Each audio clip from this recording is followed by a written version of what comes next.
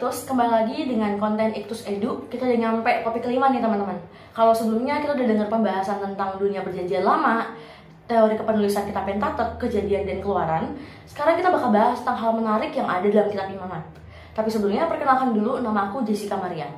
Oke, sekarang kita bakal bahas tentang apa yang tertulis dalam Imamat 16. Jadi kalau teman-teman tahu atau bisa cek sekarang, Imamat 16 itu berisikan ketetapan tentang hari raya khusus. Jadi seperti yang kita tahu ya teman-teman, orang Israel kan punya banyak hari raya. Tapi yang ditulis dalam Imamat 16 yaitu Yom Kippur, atau kalau di bahasa Indonesia diterjemahkan sebagai hari pendamaian, atau kalau dalam bahasa Inggris Atonement Day, itu adalah hari raya yang derajatnya paling tinggi, yang paling dispesialkan, yang berbeda dengan hari raya lainnya. Bahkan Atonement Day ini itu juga sering dibilang sebagai Sabaton atau hari sabatnya hari sabat yang paling spesial. Jadi kalau kita tahu hari sabat itu kan hari kudus. Paling kudus di antara yang sabat-sabat yang kudus itu adalah Atonement Day. Atonement Day sendiri jatuh pada bulan Tishrei, kalau ke masa sekarang mungkin September atau Oktober, yang menurut tradisi penanggalannya itu sesuai dengan hari di mana Tuhan memberikan kasih karunia, yaitu 2 log batu baru. Meskipun orang Israel sudah berpaling kepada anak lembu emas. Jadi kalau teman-teman tahu, Musa kan naik ke Gunung Sinai selama 40 hari, lalu turun membawa 2 log batu. Tapi begitu dia sampai di bawah, orang-orang Israel ternyata berpaling kepada anak lembu emas. Nah, ketika Tuhan memberikan 2 log batu baru, itu adalah bukti kasih karunia Tuhan. Dan pada hari itulah Yom Kippur ditetapkan. Tema utama dari Yom Kippur sendiri adalah penebusan dosa dan pertobatan.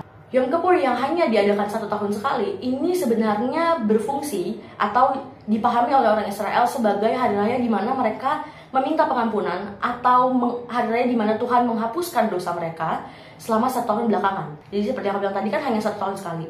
Jadi pada tahun sebelumnya itu kan dosa mereka begitu banyak. Pada Yom Kippur akhirnya dilakukanlah ritual yang menghapuskan dosa mereka. Jadi kalau kita bertanya-tanya, kok bisa sih bukannya ada korban-korban penghapusan dosa ya? Yang kalau contohnya kita mencuri lalu kita membawakan kambing domba. Kenapa harus ada Yom Kippur lagi setahun sekali? Karena ini bukti bahwa Tuhan menekankan kalau persembahan-persembahan selama 1 tahun belakangan itu tidak mampu mengcover, tidak mampu menutupi dosa mereka yang begitu keji. Oleh karenanya Tuhan menetapkan 1 hari khusus, yaitu Yom Kippur, untuk menjadi hari di mana orang Israel berkesempatan dihapuskan dosanya dan kembali layak untuk masuk dalam hadirat Allah. Kalau kita bahas tentang Yom Kippur, kita harus bahas juga tentang Rosh Hashanah. Ini dua nama ini adalah nama dari hari raya yang derajatnya paling tinggi. Meskipun Yom Kippur yang paling tinggi, tapi ada Rosh Hashanah.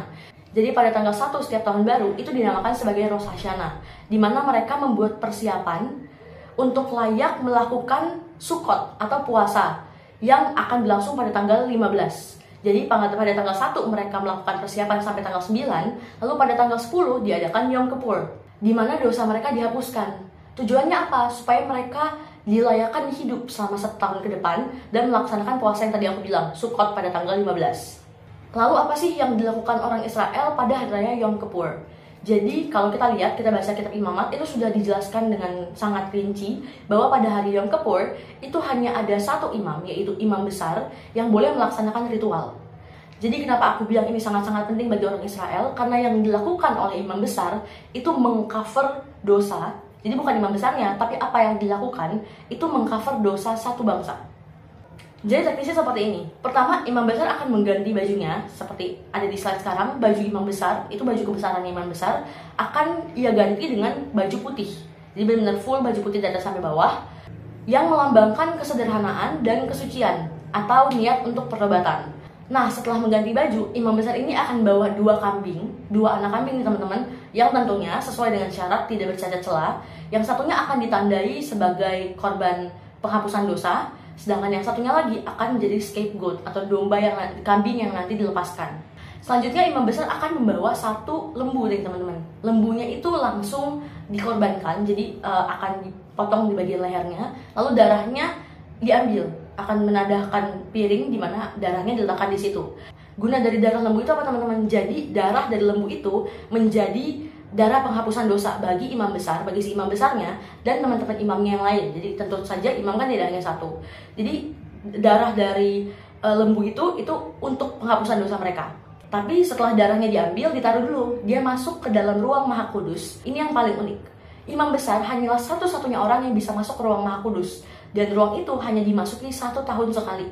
Jadi bisa dibayangkan standar kekudusan imam besar itu sangat tinggi. Karena dia melakukan apa yang tidak bisa orang lain lakukan, dan dia masuk ke tempat di mana hadirat Allah benar-benar ada. Dia masuk ke ruang Maha Kudus lalu membakar dupa. Nanti dupa itu kan ada keluar asap. Asap itu adalah simbol dari kehadiran Allah. Selanjutnya dia akan keluar lalu masuk lagi membawa darah lembu tadi.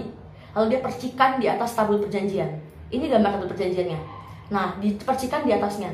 Itu bukti bahwa dia dilayakkan untuk masuk lagi, karena setelahnya dia akan masuk lagi. Dia dilayakkan untuk masuk ke hadirat Tuhan. Karena yang selanjutnya dia akan memotong 1 kambing tadi. Kan tadi kan ada 1 kambing untuk persembahan korban.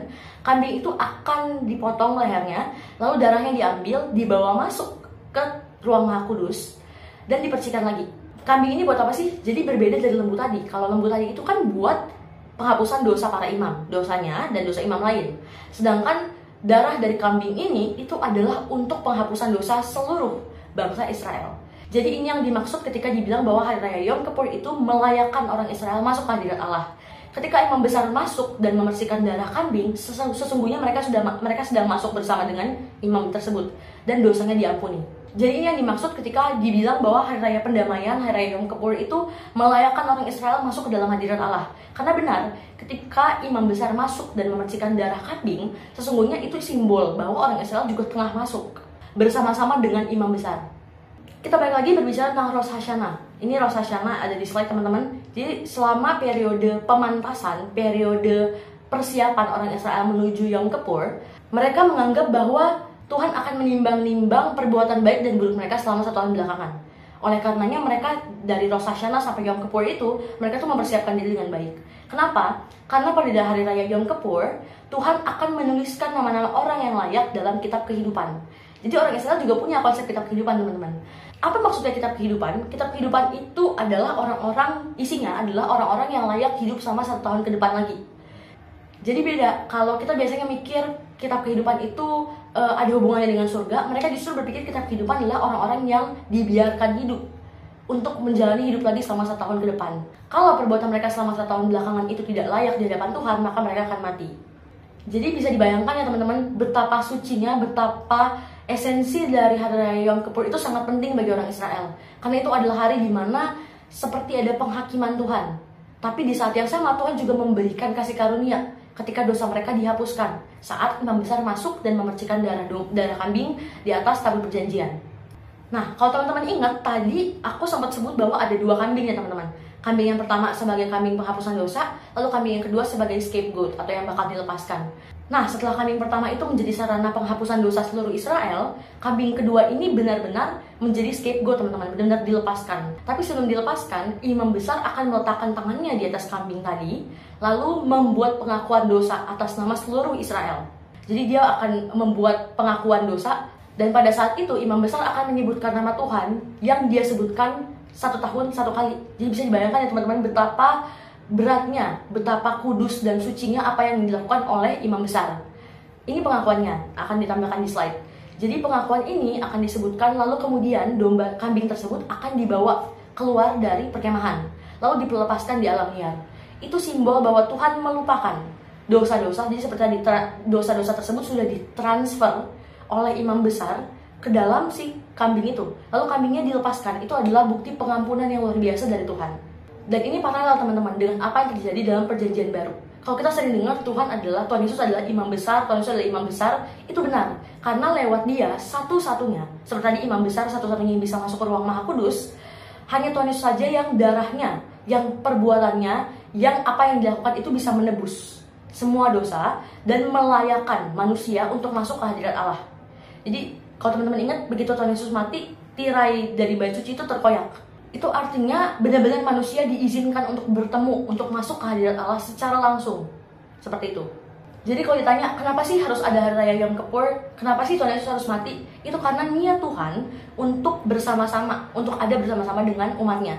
Jadi kalau dulu, kalau pada kitab Imamat dijelaskan bahwa setelah dipercikan darah, maka orang Israel itu sebenarnya simbolis ya, udah masuk ke dalam hadirat Tuhan bersama-sama dengan Tuhan. Kalau pada perjanjian baru, ketika Tuhan Yesus mati, seluruh manusia dilayakkan untuk masuk ke hadirat Tuhan. Jadi intinya adalah kelayakan manusia untuk berjumpa, untuk bersekutu dengan Tuhan. Jadi sekian teman-teman topik yang kita udah bahas tentang Yom Kippur yang ada dalam Imamat 16. Kita akan ketemu lagi di topik selanjutnya, yaitu kitab bilangan yang bisa kalian tonton 2 hari lagi di channel yang sama, Iktus Community. See you!